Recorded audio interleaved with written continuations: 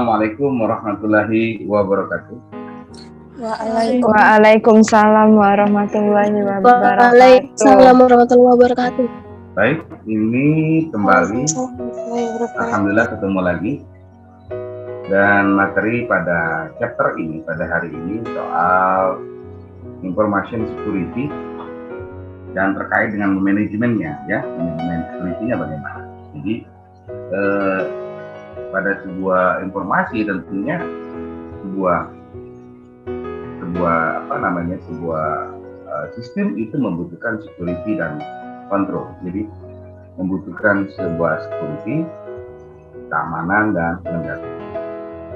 Sebenarnya muncul dari pengalaman, ya, pengalaman industri sehingga menempatkan keamanan pencegahan itu untuk mengurangi kemungkinan kerusakan atau kehancuran. Jadi manajemen security itu pada dasarnya kita akan menghilangkan atau mengurangi adanya kemungkinan kerusakan atau kehancuran pada sistem yang sudah dibuat, ya.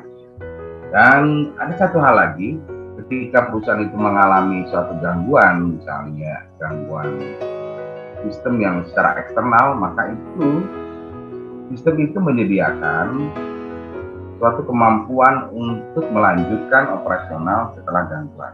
Jadi dua hal yang mendasari menginspirasikan industri untuk menempatkan kebutuhan akan security dan kontrol. Jadi berikut apa sih dengan by definition apa sih yang dimaksud dengan keamanan sistem, ya? Keamanan sistem itu sebetulnya atau keamanan security, information security itu berfokus bagaimana kita melindungi perangkat keras, ya, perangkat kerasnya dulu nggak kehilangan gitu ya, data, lalu software atau perangkat lunak, kemudian fasilitas komputer dan tentunya personal orang yang menggerakkan itu, ya, mengoperasikan sebuah sistem. Jadi termasuk di sini semua jenis seperti mesin fotokopi itu bagian dari sebuah sistem, ya. Ya, semua jenis media yang terlibat untuk menyelenggarakan sebuah sistem tadi, ya. Oke, apa nih tujuannya? Yang pertama adalah confidentiality atau kerahasiaan. Jadi pertama sekali orang kalau di sistem itu kerahasiaan, confidence. Kemudian availability, ketersediaan, bahwa kita memastikan data, ya, itu tersedia bagi mereka yang memang diberikan hak atau berwenang untuk menggunakannya. Lalu yang berikut integrity, ya, sistem informasi itu juga harus memberikan representasi akurat dan sistem fisik yang mereka wakili. Jadi penyatuan antara software dan hardware itu dalam suatu integritas yang mampu mewakili sebuah sistem yang bekerja baik. Ini saya rasa melindungi data, ya, penyalahgunaan, memastikan ketersediaan untuk pengguna itu dan menampilkan keakuratannya, ya. Nah, ini kaitannya dengan bagaimana manage sebuah information security, ya. Ada yang namanya ISM, Information Security Management, bagaimana aktivitas untuk menjaga sumber daya informasi untuk tetap aman. Kalau ada BCM, ya, Business Continuity Management, terkait bagaimana kontinuitas sebuah business management. Lalu ini ya SSO ini ramai dibicarakan, Corporate Information Security Officer. Nah, ini orang yang di dalam perusahaan itu menjadi officer, ya, bertanggung jawab atas keamanan sistem informasi perusahaan. Lalu CIO, ya, ini orang Corporate Information Assurance Officer, ya, melaporkan kepada CEO, ya, CEO itu direktur, ya, direktur utama itu bagaimana information assurance-nya itu. Ini terkait dengan manajemen of information security atau information security of management, maka ada yang dikenal dengan benchmark. Benchmark itu ukuran tingkat keamanan yang direkomendasikan. dalam keadaan normal tentunya ya. Jadi ini sih benchmarknya baik. Misalnya kalau sebuah wifi itu memiliki tingkat benchmark yang mana itu kurang ya. Jadi benchmark itu suatu ukuran tingkat kinerja yang direkomendasikan. Ya. Nah, ini adalah strateginya. Bagaimana kita memanage sebuah keamanan informasi atau keamanan sistem.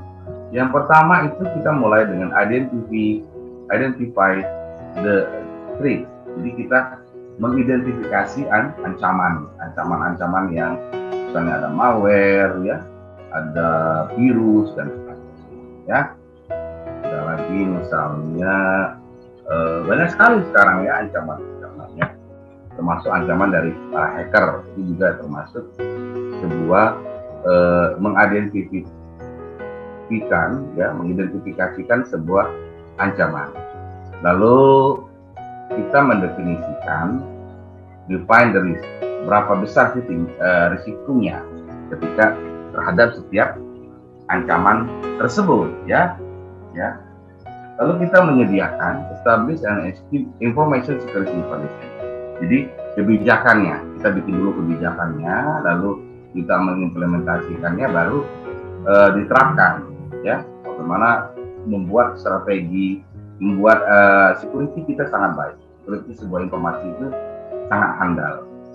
Nah, di samping itu kita harus membenchmark. Jadi ukurannya itu bisa dilihat sejauh mana itu security system kita tadi, kinerja kita tadi ya. Jadi artinya benchmark itu larinya nanti kepada pengendalian. Jadi implementation the control. Jadi implement the control itu bagaimana kita mengimplementasikan pengendalian terhadap sebuah risk manajemen tadi ya, manajemen terhadap informasi security tadi ya. Nah, apa yang maksud dengan threat? Threat itu bisa secara internal, bisa juga secara eksternal ya. Orang, bisa organisasi, mekanisme atau peristiwa yang punya potensi menimbulkan kerugian.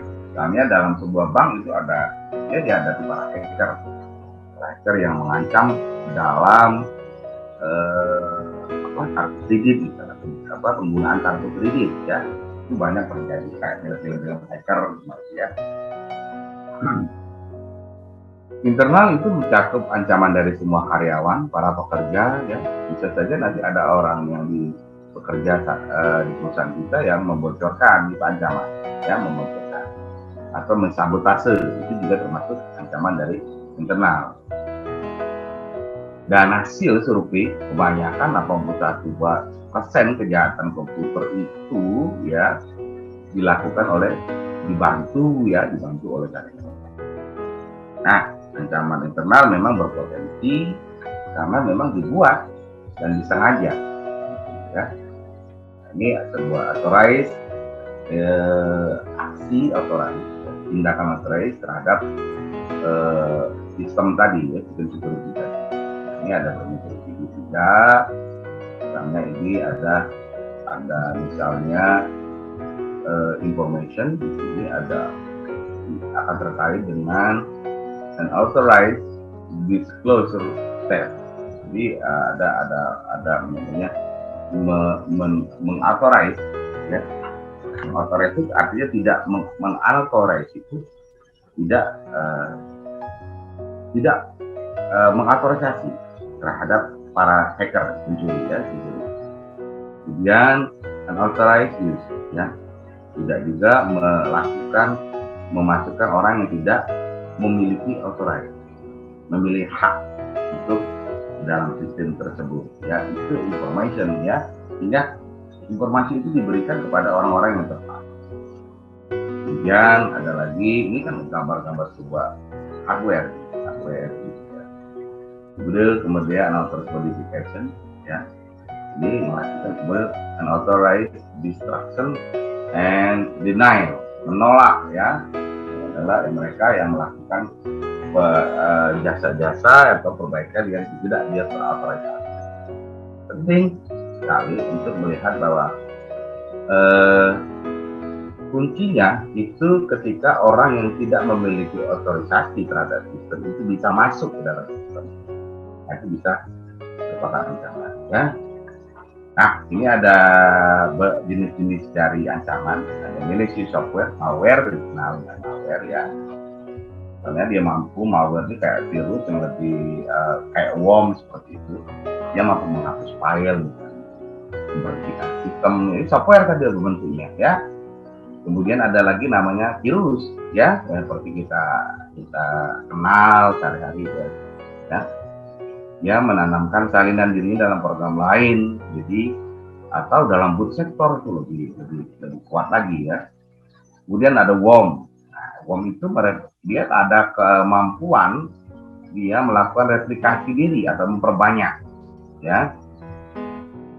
Dan bisa juga mengirimkannya via email atau via Facebook atau Instagram. Nah, itu worm. Dia lebih ini lagi ya, lebih bisa mereplikasi diri melalui beberapa media yang ada tersedia di sebuah sistem. Ada lagi Trojan horse ya.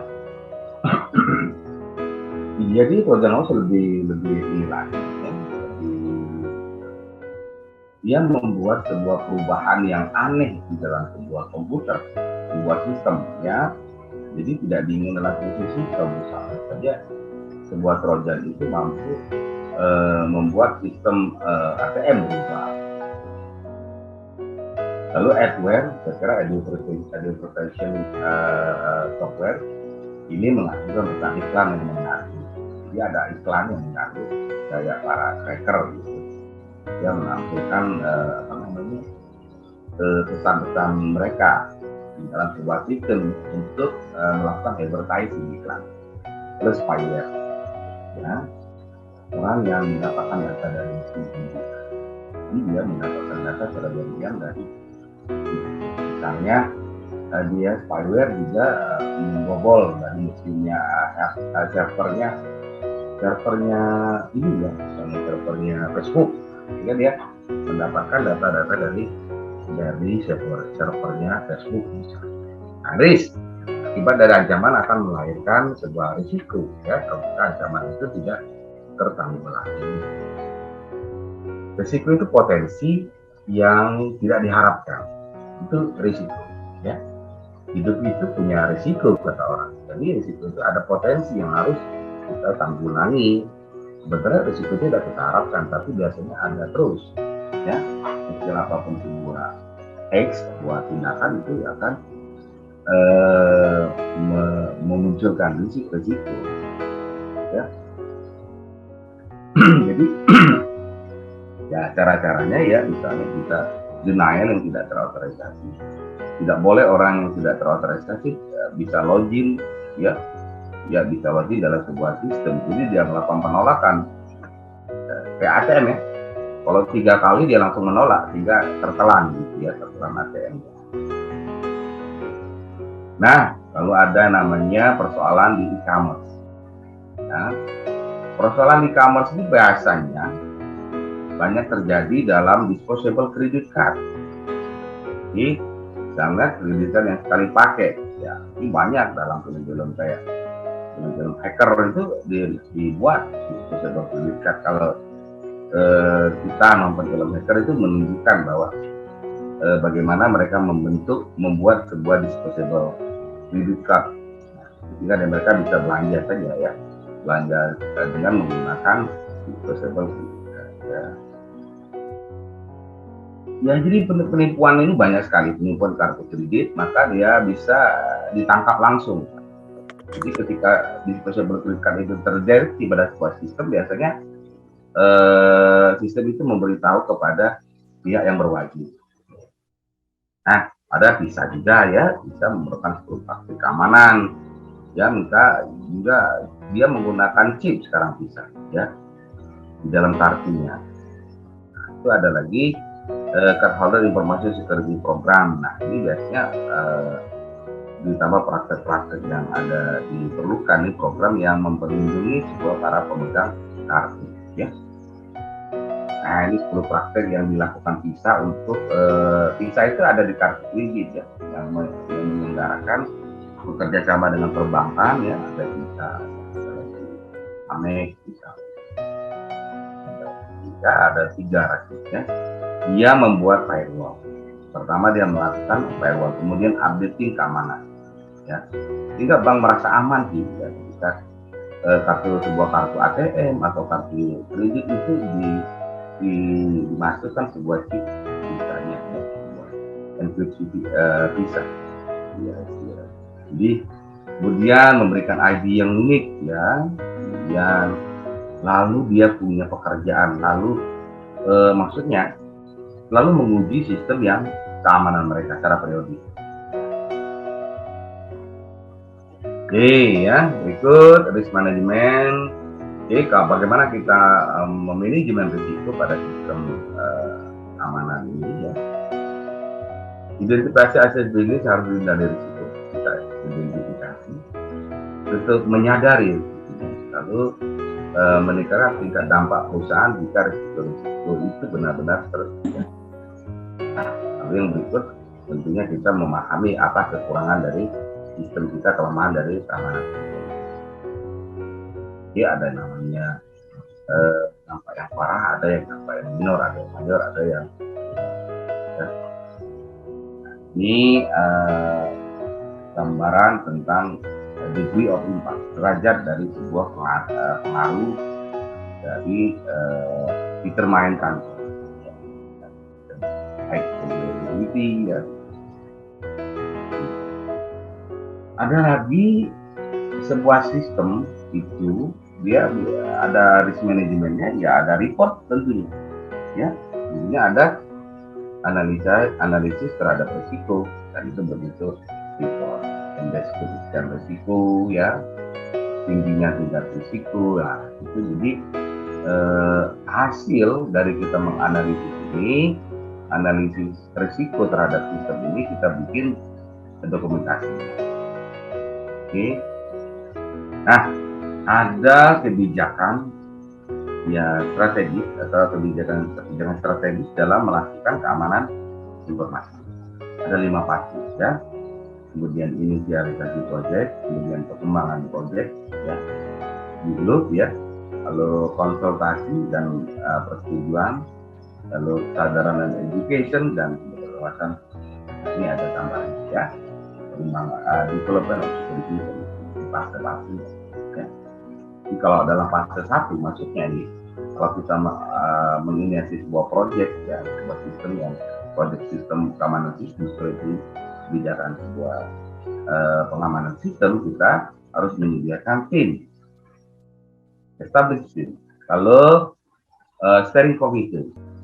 Jadi ada 2 ya, ada tim, ada steering committee yang bertanggung jawab terhadap tim tersebut ya. Nah ini ada consultation terhadap efek party. Jadi pengembangannya bisa kita mendapatkan dari beberapa vendor yang kita berkonsultasi ya mereka ya. Lalu fase ketiga kita mendiskusikan dan mengkonsultasikan itu kepada manajemen ya.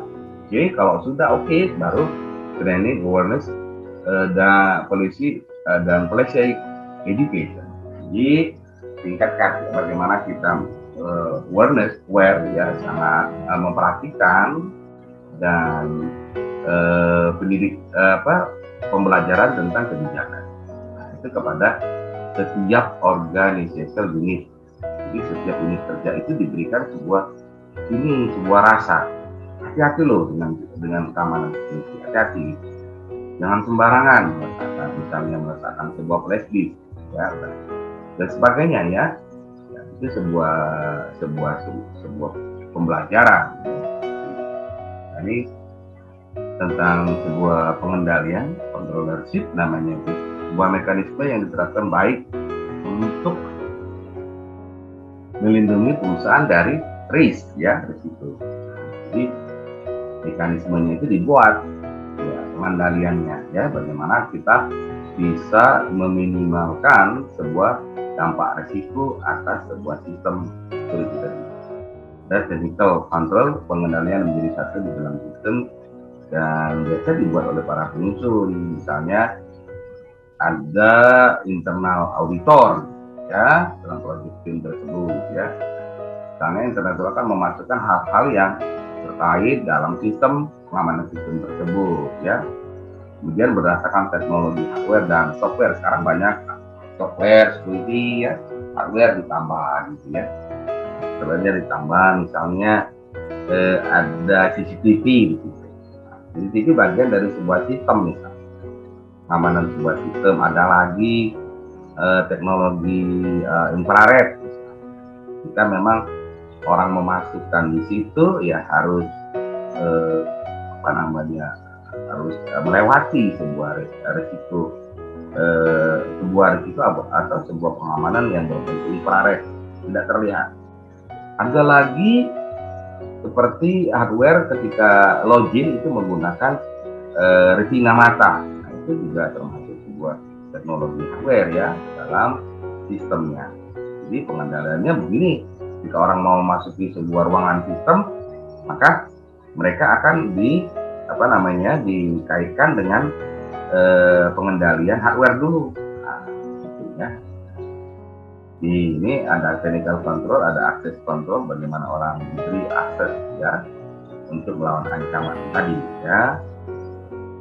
Access control bisa user identification ya, jadi identifikasi terhadap pengguna. Lalu authentication. Jadi apakah dia otentik orang tersebut? Bisa dilihat dengan misalnya retina yang tadi ya. Benar-benar otentik. Kemudian authorization hak di sistemnya diberi hak kemana saja, itu user authorization ya, itu ya. Jadi profil pengguna dari sebuah sistem itu ada terautentikasi ya dan teridentifikasi. Nah, itu yang penting ya, teridentifikasi dan memang autentik dia. Ini ada dulu. Nah, ini sebuah sistem ini ketika memasuki sebuah sistem ada proses. Ini user.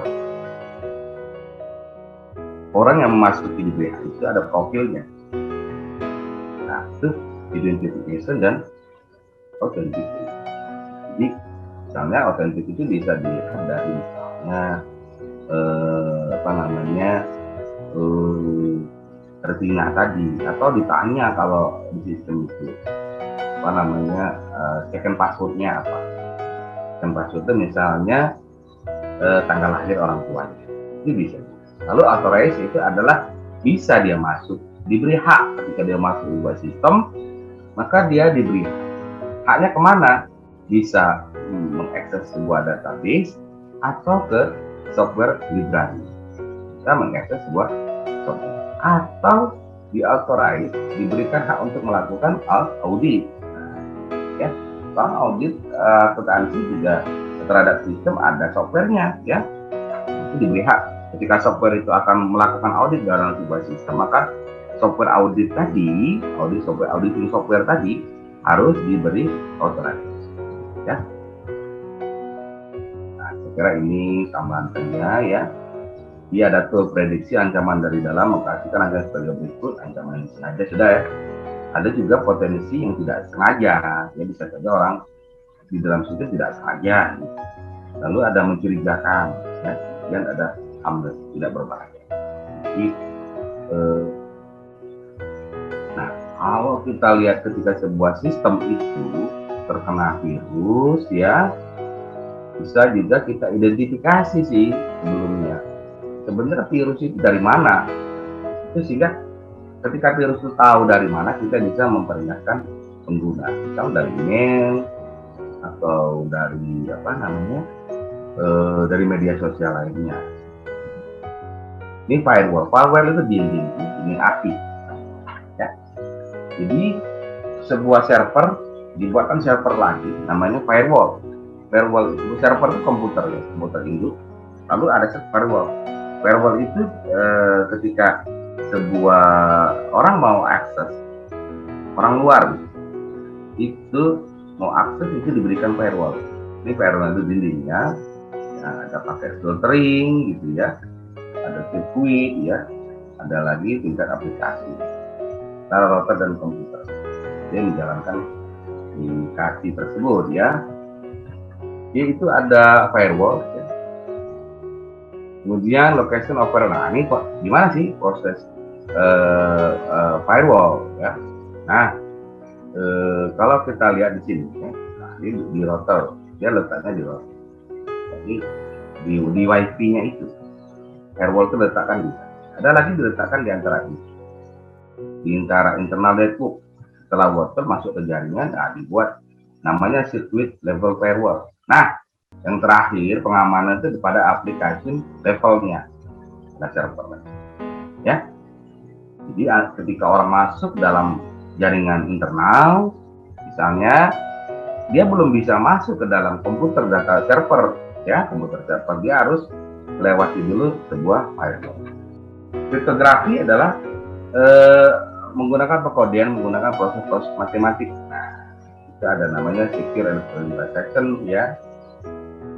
Misalnya ada namanya kriptografi itu tanda tangan digital. Jadi e-commerce itu bisa menerbitkan sebuah tanda tangan digital, atau kalau kriptografi ya bisa juga seperti kalau kita belanja ya akan mengeluarkan yang namanya sebuah bisa kode ya. Kode-kode misalnya kode kita melakukan pembayaran gitu ya. Ini ada formal control, bisa ketentuan cara berperilaku ya. Ada lagi informal control, education, pembelajaran ya kepada para user pengguna ya. Nah ini sejak tahun 1960 sudah profesi IT mulai menawarkan sertifikasi ya terhadap sistem. Misalnya itu ada sistem audit, sudah menawarkan ya, misalnya digelar itu dan bisa mendapatkan sertifikat ini ya. Kemudian ada lagi IST, nah itu juga ada lagi SAN ya, sistem admin, audit, network security. Itu profesional yang memang mendapatkan sertifikasi sehingga dia bisa menawarkan tentang sebuah security system. Nah ini ada nama lagi namanya disaster planning, perencanaan bencana. Dan ini kaitannya dengan contingency plan. Jadi contingency plan itu detail tindakan-tindakan yang terjadi, yang harus dilakukan ketika terjadi gangguan atau ancaman pada operasional perusahaan, misalnya bencana, gempa. Nah itu contingency plan-nya apa ya? Jadi rencana darurat lah kita sampaikan sebuah detail tindakan yang harus dilakukan ketika terjadi sebuah disaster ya, jadi sebuah bencana. Jadi ada ini ya, pengembangan dari sebuah sistem itu ketika sistem sudah yakin dibentuk dengan sekuritas yang baik, keamanan informasi yang baik, terakhir itu ada namanya disaster planning. Jadi bagaimana mengembalikan sistem ketika sistem itu sudah down, turun akibat terjadinya bencana. Itu disaster planning ya. Itu ada millennium bug, itu ketika memang ada perubahan dari tahun abad 1999 menuju 2000. Nah itu ada perencanaan karena dianggap itu perlu contingency planning. Itu sih sebenarnya yang ada di dalam sebuah keamanan informasi. Dan